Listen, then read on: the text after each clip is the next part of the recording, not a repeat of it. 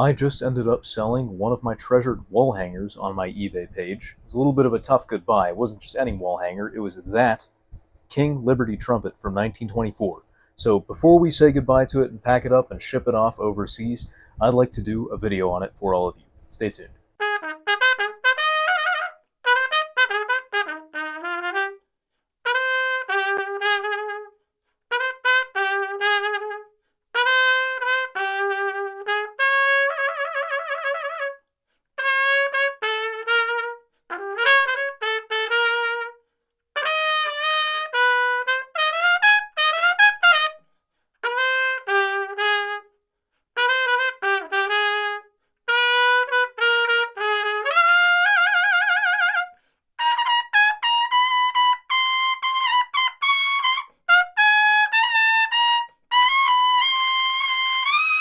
How's it going, everybody? It's your host, Sam, here as per usual. I appreciate you tuning in, and I hope you are as excited as I am for this review.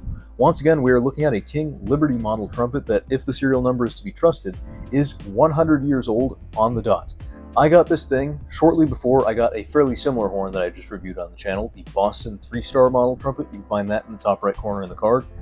Very similar instrument here, but it's got a few key differences and really warrants its own video. This is a special one to me as well because I found it in quite a decrepit state with a pretty sorry price tag on it on a shelf at a thrift store in town, and I figured I would go to the personal time expense of getting this thing repaired. And it turned out to be quite an extensive process. I had to do some more involved dent repair than I've done really on just about any other instrument besides one other in my collection. And it was a fun project, but nonetheless a fairly extensive one, so I was glad to be able to call it done. And then I didn't end up using this instrument nearly as much as I expected, so while I'm kind of sad to say goodbye to this thing, because it's a real piece of history and it's a pretty decent player, I am glad to see it go to somebody who will probably put it to use a little bit more than I have, because for me, most of what it's done has been sit on the wall. So let's see what this thing is about. Starting, as per usual, on the mouthpiece end of things, I'll make a comment here about the back bell bow. It actually extends further out than the end of the mouthpipe does, which is pretty interesting. And this mouthpiece receiver is not quite what we would see on a modern instrument. This is the King EquiTrue 34 that came with the instrument, and it inserts pretty much perfectly, as one would expect. But if I take a standard modern trumpet mouthpiece and I stick it in there, the actual insertion length of the mouthpiece is just fine. It's pretty similar to that of a Bach Strad or slightly less than that of my Yamahas, but then there's a slight lateral wiggle there. It doesn't quite taper the same way as does the receiver. Next up, we've got the tuning slide system. Much in the same manner as the Boston, we have a few different parts here. We have this ending crook here, and we have this quick change to A, where this retaining ring stops the middle section of the slide from coming any further out than this, and this is the amount of tubing needed to extend to drop the instrument's pitch by a half step from B flat to A. So in general, what you would do in a case like this is you would push this slide all the way in. In my case, I had to trim it for symmetry. That's a long story. And you would tune using this end piece here. You would find where it was in tune, even if that doesn't look great necessarily. And then that would be your B flat, and that would be your A, regardless of where that outer crook is in tune. This water key, by the way, is not the original. It was missing when I got the horn, so I had to find a suitable replacement. It looks a little odd, but it does the job just fine. This valve section, a very pretty, ornate one at that, is a medium bore at 0.450 of an inch. That's just a little bit larger than my Yamaha Bobby Shoe, which is 0.445. But nonetheless a fair bit smaller than the industry standard medium large of 0.458 to 0.460. These valves, when you take them out, you'll see they have a 3-pronged valve guide, and each valve has the serial number stamped on it. That was a little bit more common of the day.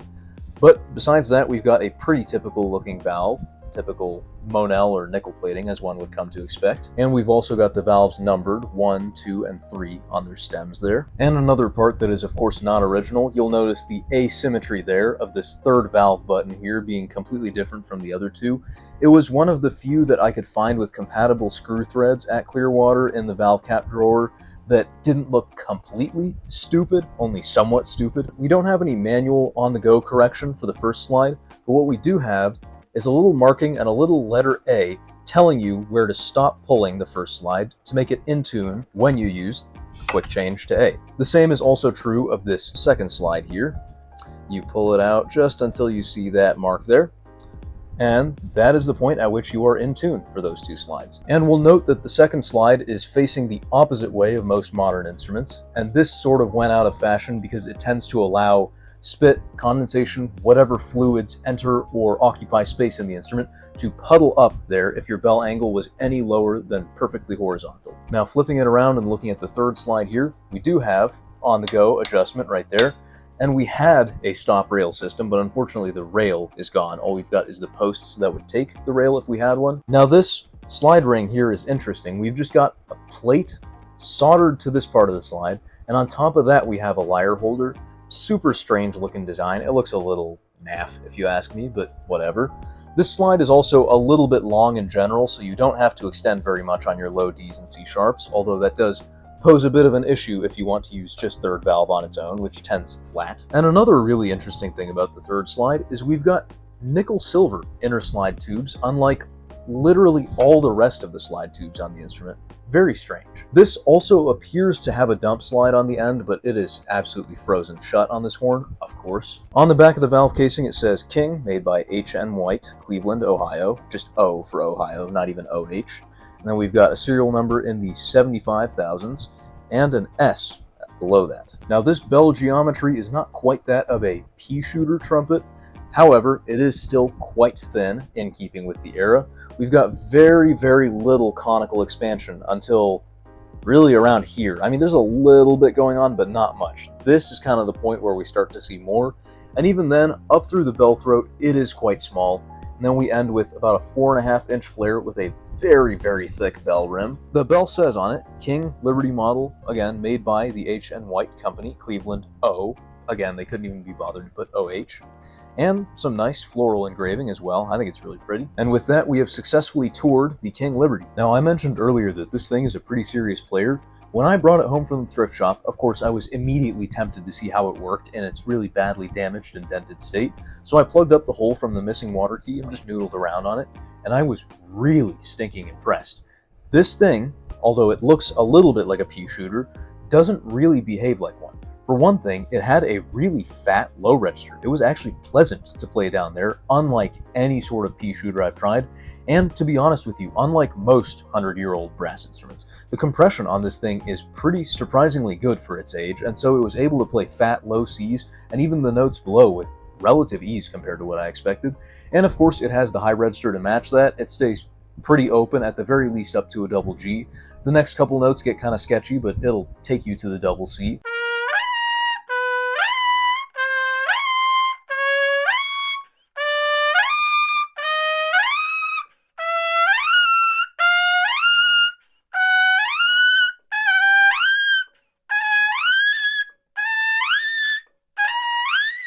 The one thing is you can't push it quite as hard as a modern horn. That is the trouble with these old horns, is there's only so far you can push the natural impedance of the instrument before it really starts backing up on you, not for reasons concerning actual physical airflow into the instrument, but more so the energy you put into it. And its sound is really something remarkable. The kinds of tonal colors it was producing on that first day that I played it, I was truly amazed by.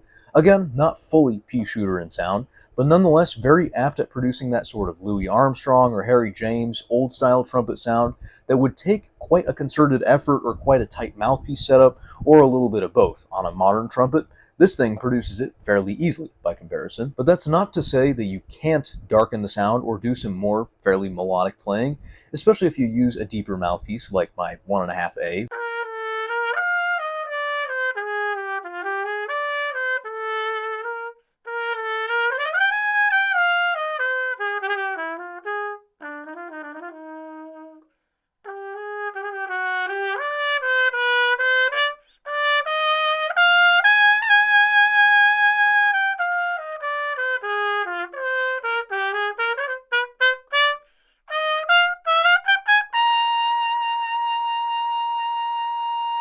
I will say it tends towards more of an airy sound than a dark sound, despite valve compression being very good for its age. I think that's just the nature of some of these older instruments. They don't tend to play with the same breadth of darkness as, say, my Yamaha Shoe does when I really back off on it. But unfortunately, this King Liberty, and generally basically any trumpet of this era, has some pretty serious limitations when it comes to use in modern ensemble settings, besides, let's say, a small trad jazz group where you're one of maybe two horns or the only horn.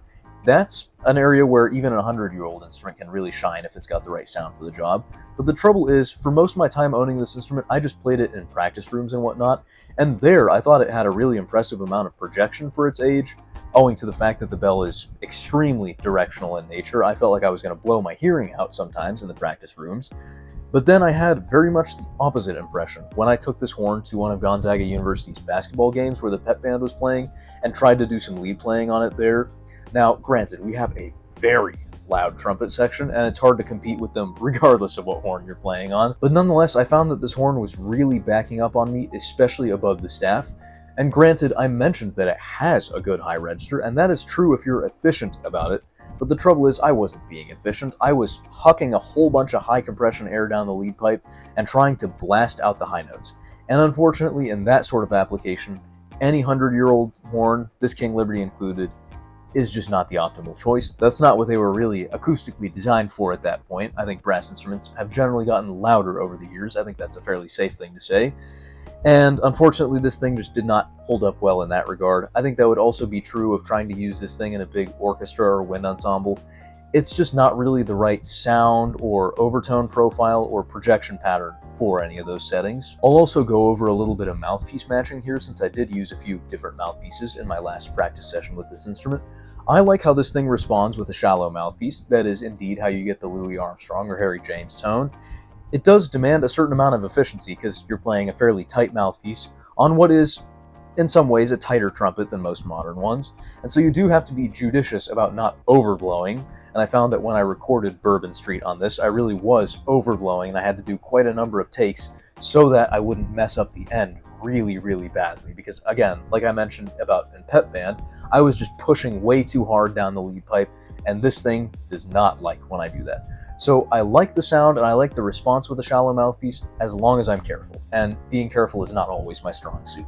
Now with a deeper mouthpiece, like I said, it's not the same breadth of darkness as you would expect from a modern, let's say a step bore horn like my Yamaha shoe, but it does produce a nice sort of a fluffy sound. Now in this video I didn't include the clips of me playing on the original Equitrue mouthpieces that would have come with an instrument like this, but I'll be releasing a video very shortly featuring those. If you're watching this video a little bit later, I might have already uploaded it, and if I have, I'll put that up in the card in the top right corner. But what I noticed about the Equitrue mouthpieces, which I'll go into more detail on in that video, is that they gave this instrument sort of a thin, whispery, papery sort of sound, more so than I expected. I hadn't expected them to sound quite like that just because my impression of horns like this is generally to sound a little bit brighter, so the fact that the original mouthpieces were rather fluffier in nature was surprising. And as far as the quick change mechanism, yeah, this thing plays competently in the key of A. Granted, this bell geometry is getting a little absurd for anything even as low as B flat, let alone getting lower, but nonetheless, it's not too much worse in A than it is in B flat. A couple funny slotting things as you would expect.